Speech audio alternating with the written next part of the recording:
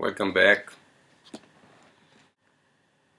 Hair wrapped in a towel, drops dotting her little white nose. Determined to do what she's decided while having a bath, she returns to the bedroom, only to find him fast asleep. On the TV, a young blonde, muscular guy surfing his board inside a long water pipe. What do I do now?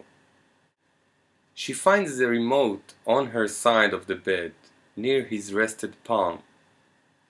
His long white fingers look so soft and tender. All he touches is screens and sunscreens. He never washes a single cup. Releasing her towel, she treats herself with a duty-free dark chocolate bar they both like so much. Tomorrow I'll have a serious talk with him. I'll explain. I've got nothing to lose. What's the point in staying together if I feel on my own? I even don't like the things I used to wait all week for, just so we could share them. He downloads all the movies I'd like to view on the big screen. He doesn't even wait for me or ask before he watches on his iPad on the metro. 3/4 of a movie, that's how he calls it. Sometimes he'll watch 2 in a row, fast forwarding the parts he could predict, or maybe those he finds too boring or sticky, as he says. What's wrong with words of passion? Words who show you really want someone, or at least make one feel loved. He begins to snore louder, lying on his back, covered up with a bedsheet. His eyes rattle.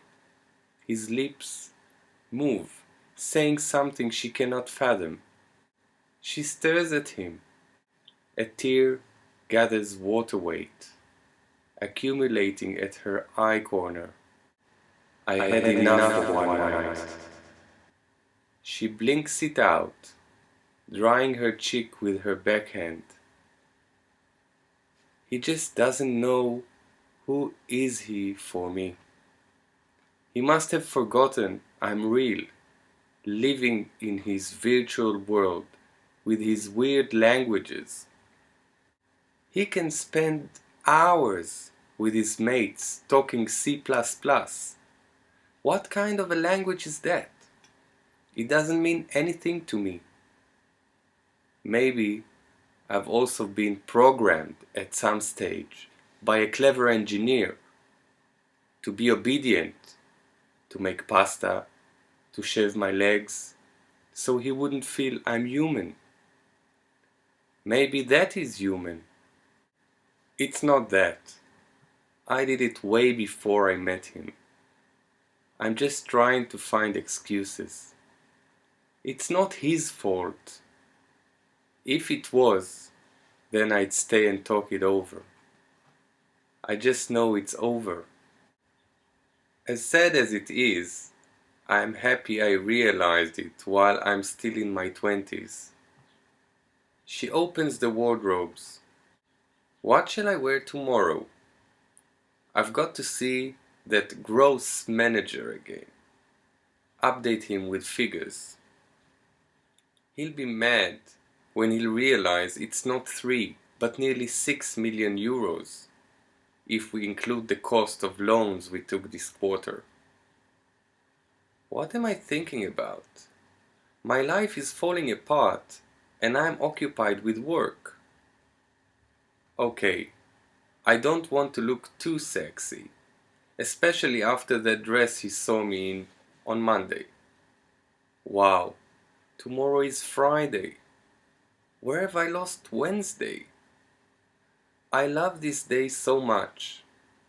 This is when I meet up with the girls. No matter when I finish work, I still hurry to our meeting spot to have that cheap bubbly wine and chat until the last metro. Nadia was sick, and Nina said it's too late. And anyway, it's not that much fun without her. I was a bit offended, but I guess she's right. Nadia really knows how to make us laugh. I'll have those two. They go nice together. It's a bit boring, but it looks professional. The coat hanger she took out had a slim fit white cotton button shirt and a pair of dark blue jeans. I could wear my sneakers with it. I'm so tired from those heels. She looks at a tennis bag resting on the bottom of the wardrobe. I haven't used it for years. I wonder what's in it. She picks it up, unzipping the main compartment. A tennis ball rolled inside a grey top. I used to keep it there so I don't get cold after practice. But why have I kept it there? It's unlike me. She empties the bag, finding coins of 1, 2, and 5 rubles, a tea bag, a metro ticket, and some candy wraps she used to suck on. I miss those red ones. I got hooked on them at high school. Excuse me guys, I have something on the stove. I'll be right back. So I was at the kitchen and then I met George, so he's going to be with us. Say hi, George. So where were we? Okay. I remember staying awake while studying for my exams. I took it so seriously at the time. I was sure it's about to determine my future. She smiles as she gathers all the stuff, throwing it to the paper basket near the desk. She looks outside the window above it. The tall buildings of the city seem so far from here. I travel every day over an hour to work, sometimes more. Maybe it's time to move, get a room nearer to where life is really kicking, where the neighbors don't fall asleep so early at night. I want to have a cup of tea. I'm also hungry. Not really hungry, just a bit.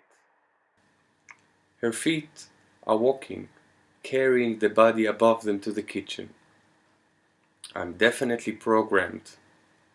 It's a genius IT manager who fucked up my brain. I'm not a robot. She puts the kettle on and rushes back to where she came from. Opening her underwear drawer, she picks up a bunch, then another one, of bras, stuffing them inside the tennis bag. What am I doing? It's too late for that. This ain't no Hollywood movie. The kettle jumps. She could hear the cloud puffing against the fridge door. I wish I could warm Sasha up, but he's too... I don't even know how to describe what he is. He's just not my future. Back in the kitchen, she prepares a cup of green tea. I don't need anything to eat. With the mug in her hand, she walks slowly to the living room. A dark grey sofa is filling up most of the room. In front of it, a rolled up screen, an Xbox station connected to a tuner, connected to a PC, wired to another one. No wonder I hate sitting here. It's all about watching something, never somebody. Luckily, we have this small couch I made him buy. He couldn't understand why we need it. We hardly ever have more than 3 guests at once, and the sofa is more than 4 meters long. He was so proud he bought it in cash, not having to split it on his credit card. He could be so arrogant when it comes to money. But hey, I can't blame him. He never took anything from his dad. I kind of appreciate his dad for educating him to be independent. I wasn't, especially with my mom running around to satisfy my dad's wishes.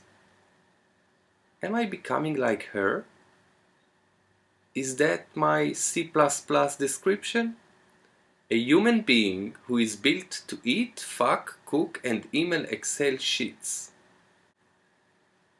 Sipping her tea quietly, she sat down on the sofa, lifting her feet up, folding her legs to a half lotus position. I don't want to sleep with him at the same. Oh, I can't do it. He'll wake up and understand there is something wrong. But there is, she says out loud, getting up too quickly to balance her cup.